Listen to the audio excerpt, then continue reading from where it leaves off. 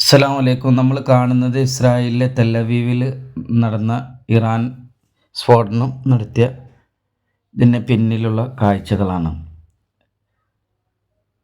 Israel എന്ന് പറഞ്ഞ രാഷ്ട്രം നമുക്കെല്ലാവർക്കും അറിയുന്നതാണല്ലോ.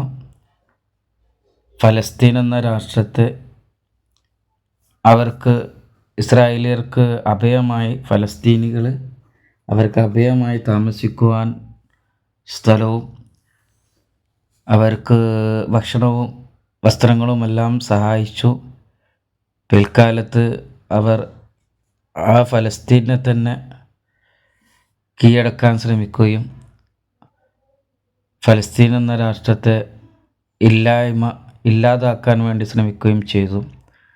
ലോക പോലീസ് ചമഞ്ഞുകൊണ്ട് അവർ അമേരിക്കയുടെ സഹായത്തോടു കൂടിയിട്ട് ആയുധങ്ങൾ നിർമ്മിക്കുകയും ആയുധ വിൽപ്പന നടത്തുകയും മറ്റുള്ള രാജ്യങ്ങളിൽ അത് വിൽപ്പന നടത്തുകയും ചെയ്തു. വളരെ അഹങ്കാര മനോഭാവമുള്ളവരാണ് ഇസ്രായേലിയർ എന്ന് നമുക്ക് അറിയാം.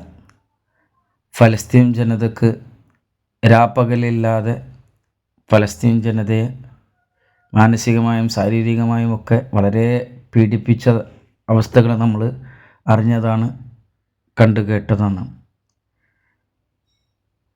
എത്രയോ പിഞ്ചു പൈതമക്കളെ വധിച്ചു കളയുകയും അവിടെ ജയിലറകളിൽ കൊണ്ടുപോയി സ്ത്രീകളെയും പിഞ്ചു പൈതമക്കളെയും ഒക്കെ വളരെ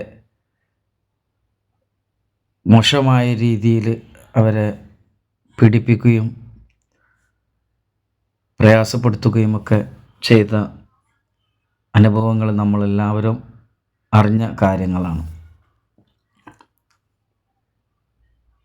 എന്നാൽ അള്ളാഹുവിൻ്റെ റസൂൽ സല്ലല്ലാഹു അലൈഹി വസല്ലം തങ്ങൾ അവിടുന്ന് അരുൾ ചെയ്ത കാര്യമാണ്, ലോക ഭൂപടത്തിൽ നിന്ന് ഇസ്രായേൽ എന്ന രാഷ്ട്രത്തെ അള്ളാഹു സുബ്ഹാനഹു തആല തുടച്ച് മാറ്റുമെന്നും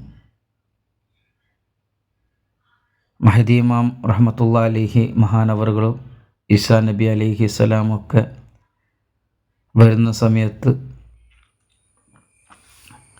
ഒരു ജൂതന് പോലും അള്ളാഹു ബാക്കി വെക്കാതെ ഈ ജൂതരാഷ്ട്രം, അവർ കെട്ടിപ്പടുത്ത ജൂതരാഷ്ട്രം ആകുന്ന ഇസ്രായേലിനെ ഭൂപടത്തിൽ നിന്ന് മായ്ച്ചു കളയുമെന്ന് സല്ലല്ലാഹു അലൈഹി വസല്ലം തങ്ങൾ ആദ്യമേ നമുക്ക് പഠിപ്പിച്ചു തന്ന കാര്യമാണ്. അവരെവിടെ മറഞ്ഞു നിന്നാലും ആ പാറ കെട്ടുകൾക്കോ എവിടെ അവർ ഒളിച്ചു നിന്നാൽ പോലും ഇവിടെ ഒരു ജൂതൻ ഒളിച്ചിരിക്കുന്നുണ്ടെന്ന് വിളിച്ചു പറയുന്ന ഒരു കാലഘട്ടം വരുമെന്ന്, ഒരു ജൂതൻ പോലും ഭൂലോകത്ത് ബാക്കിയാവാത്ത നിലയിൽ അവർ വധിക്കപ്പെടുമെന്ന് സല്ലല്ലാഹു അലൈഹി വസല്ലം തങ്ങൾ നമ്മോട് അരുൾ ചെയ്ത കാര്യമാണ്. എങ്കിലും യുദ്ധത്തെ നമ്മൾ ആരും പ്രോത്സാഹിപ്പിക്കുന്ന ഒരു കാര്യമല്ല. കാരണം രണ്ട് രാഷ്ട്രങ്ങൾ തമ്മിലുള്ള യുദ്ധം അതിലാർക്കും സമ്പൂർണമായ ഒരു വിജയം കരസ്ഥമാക്കാൻ സാധ്യമല്ല.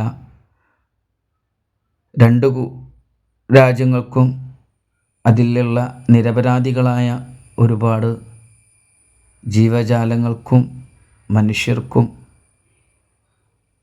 എല്ലാം വളരെ നാശനഷ്ടമുണ്ടാക്കുകയും ഓരോ മനുഷ്യൻ്റെയും അധ്വാനത്തിൻ്റെ ഫലമായി അവരുണ്ടാക്കിയ വീടും കെട്ടിടങ്ങളും കച്ചവട സംരംഭങ്ങളും എല്ലാം തകർന്ന് തരിപ്പണമായി ചാമ്പലായി പോകുന്ന കാഴ്ചയാണ് നമ്മളിപ്പോൾ ഈ വീഡിയോയിലും കാണുന്നത്. അയൺ ഡോമുകൾ കൊണ്ട് സ്വന്തം രാജ്യത്തെ സംരക്ഷിക്കുമെന്ന് വീമ്പ് പറഞ്ഞ ഇസ്രായേൽ എന്ന രാഷ്ട്രമാണ് ഈ പുകഞ്ഞ് തീ കത്തി ചാമ്പലായി ചാരമടിയുന്നത്.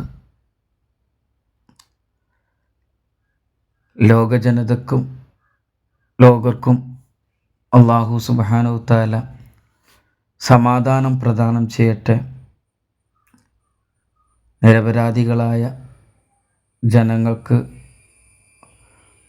അള്ളാഹു പ്രത്യേക കാവൽ രക്ഷ പ്രദാനം ചെയ്യട്ടെ.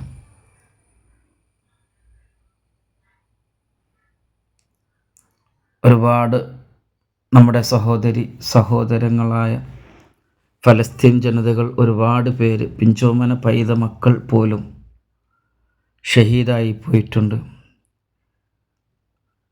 അവരുടെ ഖബറുകളെ അള്ളാഹു സുബ്ഹാനഹു തആല സ്വർഗത്തോപ്പാക്കി അനുഗ്രഹിക്കുമാറാകട്ടെ.